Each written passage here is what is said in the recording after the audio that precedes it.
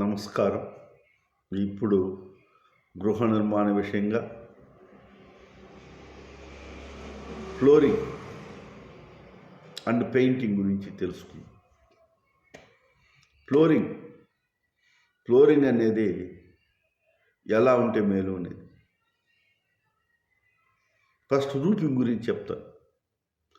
Roofing ఫైనల్గా నువ్వు ఎన్ని ఫ్లోర్లు కట్టాలనుకుంటున్నావో అన్ని ఫ్లోర్లు కట్టి దాని తర్వాత వచ్చే రూఫింగ్కి ఒక అడుగుకి 10 అడుగులు దూరానికి 1 ఇంచి వాటం పెట్టి కట్టుకోవాలి. నీటి వాటం 60 అడుగులు ఉంటే 6 ఇంచులు పల్లం పెట్టాలి. అలా పెట్టి కడితే మిద్ది పైన పడే వర్షపు నీళ్ళు జోరుగా జారి కిందకి వెళ్ళిపోతాయి. దానివల్ల రూఫింగ్లో నీళ్లు నానేదానికి అవకాశం ఉండదు. అందులో రూఫింగ్ విషయంగా కానీ ఎత్తుకున్నట్టయితే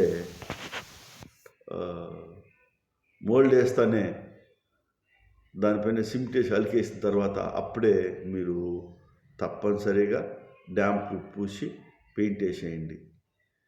దానివల్ల ఏంటంటే మోల్డింగ్ ఇట్టి పరిస్థితుల్లో నానడము, ఇంకోటి ఏంటంటే క్రాకులు రావడం ఉండదు. ఈ మేస్త్రి మాయాజాలకు నేను కూడా బలైన.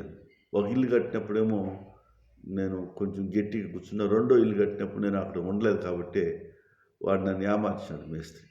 ఏమంటే ఆ రూఫింగ్ని అలికేటప్పుడు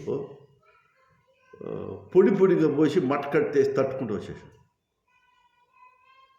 అట్లా పోయకూడదండి. నీళ్ళుగా సిమెంట్ కలిపి మట్టకట్ట తట్టుకుంటూ వస్తే ఆ తట్టేటప్పుడే ఆ సిమెంట్ లోపల నుండి పాలు పైకి వస్తాయి.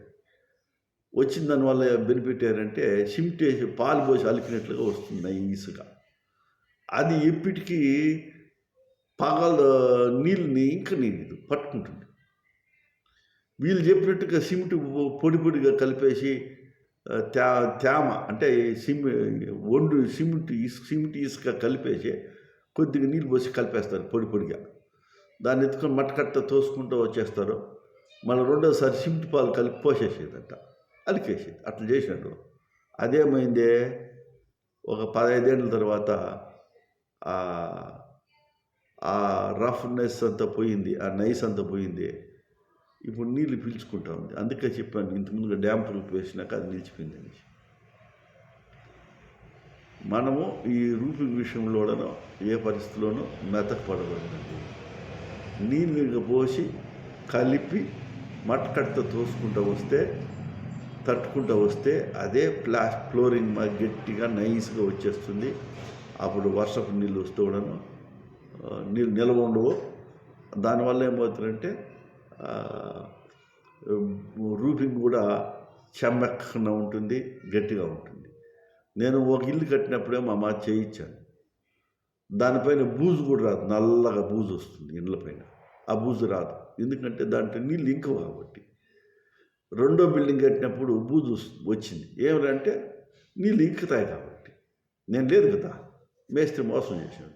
మళ్ళీ వచ్చి అరిస్తే లేదు సార్ ఇట్లా కట్టేది ఏం కాదు, నేను ఎన్ని నీళ్ళు కట్టలా ఇది వాడిని తెలివితేట ప్రదర్శిస్తాడు. ఏ విషయం అంటే వాడు చెప్పినట్టుగా కడితే ఇద్దరు మనుషులు ఆ మోల్డింగ్ రూఫింగ్ అంతా మొత్తము మడ్డే సరికేస్తాడు. నేను చెప్పినట్లుగా చేస్తే 6 మంది కావాలి. అంటే వాడికి 4 లేబర్ మిగిలి కదా, వాడు మిగిలిపెట్టుకున్నది వాడు చూస్తాడు అంతే. గట్టిదంతో పని ఏముంది దానికి. కాబట్టి నేను చెప్పానంటే ఎట్టి పరిస్థితుల్లో రూఫింగ్ విషయంగా మీరు రాజీ పోవద్దండి. మనం గట్టిగా కూర్చోవాలి. ముందే కండిషన్కి చెప్పాలి రూఫింగ్ ఇలానే వేసేవాళ్ళని. సరే, ఇప్పుడు రూమ్ లోపల మనం వేసేటువంటి గ్రానైట్ టైల్స్ గురించి చెప్పుకుందాం. నన్ను అడిగితే ఒక ఉపాధ్యాయుడిగా, ఒక ఎడ్యుకేటెడ్గా, ఒక అనుభవజ్ఞుడిగా చెప్తున్నాను, బండలు అనేది ఇంట్లో వేయొద్దండి. ఏ బండనా కానీ, అది శిలవరాయి బండ అయితేనేమి, గ్రానైట్ అయితేనేమి, ఏది అయింది. అవి night time carbon dioxide release చేస్తాయి. అటువంటి ఇంట్లో నివసించే వాళ్ళకి బాడీ పెయిన్స్ ఎక్కువగా వస్తున్నాయి అనేసి ఒక కంప్లైంట్. రెండోది, ఇక్కడ కదిరిని ఒక దేవాలయం ఉంది. అన కడప డిస్టిక్లో, అనంతపురం డిస్టిక్. ఆ కదిరి అనేటువంటి ఊర్లో ఉన్న నరసింహస్వామి దేవాలయం పైన రాత్రిపూట ఎవరు నిద్రించకూడదు అని. అసలు సత్యం వేరే. నిద్ర వస్తే ఏమవుతుందంటే నెత్తులు కక్కుని చచ్చిపోతారంట. అంటే నరసింహస్వామి వచ్చి చూసేవాళ్ళందరూ నెత్తులు కక్కుని చచ్చిపోయాడు, దేవుడిని మనం చూడకూడదు, ఆ దేవుడు అక్కడ సంచరిస్తున్నాడు అని పేరు. అసలు సీక్రెట్ అది కాదు. ఆ గుడి పైన ఎక్కువగా బండలు ఘనపరిమాణం పెట్టి ఎక్కువ బండలు వేసి కట్టారు. అందులో రిలీజ్ అయ్యే కార్బన్ డైఆక్సైడ్ని పీల్చడం వల్ల మనుషులకి మత్తెక్కి పడిపోవడము, వామిటింగ్, బ్లడ్ రావడము, బాడీ పెయిన్స్ రావడం అన్నీ జరుగుతుంది. అంటే నేను ప్రూఫ్ చూపిస్తాను. అందుకని చాలా వరకు గుళ్ళో రాత్రిపూట నిద్రించకూడదని ఒక సామెత. అట్లా నిద్రపోయే గుళ్ళు కూడా ఉన్నాయి కదా అంటే వాటికి ఆ గోళ్ళకంతా సున్నం వేసి పెయింట్ వేసేస్తారు. అప్పుడు దాని యొక్క ప్రభావం తగ్గుతుంది, కొంతవరకు, చాలా వరకు తగ్గుతుంది. ఎందుకు వచ్చిన పేడ? మనం ఉండే కాపురం ఉండే ఇంట్లో ఫ్లోరింగ్కి గ్రానైట్ వేసి మళ్ళీ దానిపైన పెయింట్ ఎందుకు వేయాలా? నువ్వు గ్రానైటే అయింది, ఆ కార్బన్ డైఆక్సైడ్ ఇంత రిలీజ్ అయ్యేదే ఉంది. గవర్నమెంట్ టైల్స్ వేసుకోండి, తప్పేముంది, చాలా బాగుంటుంది, నైస్గా ఉంటుంది, క్లీన్ చేసి కూడా సులభమే, ఇల్లు లుక్ బాగుంటుంది. ఎటువంటి ఆరోగ్య విషయంగా ఎట్టి పరిస్థితుల్లోనూ మనకు అనారోగ్యాన్ని తెచ్చిపెట్టే అవకాశం లేదు. మనం ఆరోగ్యంగా వర్ధిల్లుతాం. ఇంకా రెండో విషయం చెప్పుకుంటే పెయింటింగ్, వాటర్, నీటి వాటర్. ఫ్లోరింగ్ వేసేటప్పుడు ఇంట్లో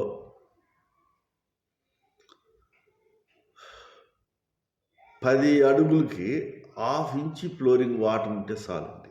ఎక్కువ వాటర్ ఉంటే కాలు జారుతుంది ఇంట్లో. ఎందుకంటే ఇప్పుడు టైల్స్ కదా వేస్తున్నారు, సిమెంట్ కూడా కానీ, టైల్ కానీ సిమెంట్ కానీ ఏదైనా కానీ 1/2 ఇంచి వాటర్, 10 అడుగుల దూరానికి 1/2 ఇంచి వాటర్ ఉంటే నీళ్ళు ఇట్లా నీట్గా బయట వచ్చేస్తాయి. ఎక్కువ వాటర్ పెడితే జారి పడతాం. కాబట్టి వాటర్ లేకుండా పోతే ఏమవుతుందంటే నీళ్ళు అట్లే ఉండిపోతాయి, ఒక సైడ్కి వచ్చేయాలి నీళ్ళని.